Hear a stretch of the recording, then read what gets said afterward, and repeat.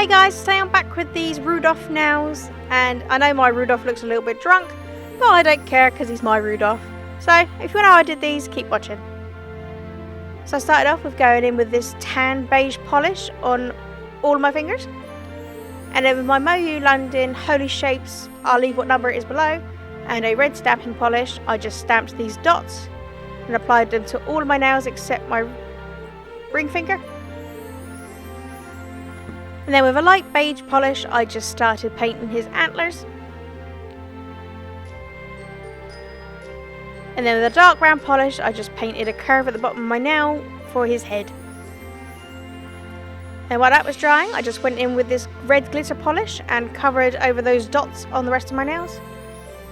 And with that same red polish, I just painted his nose.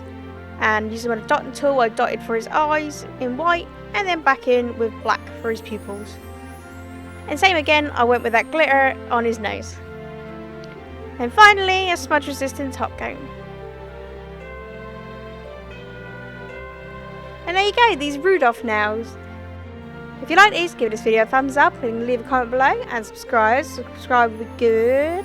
And have a lovely Christmas, everybody. Thank you so much for watching. Bye.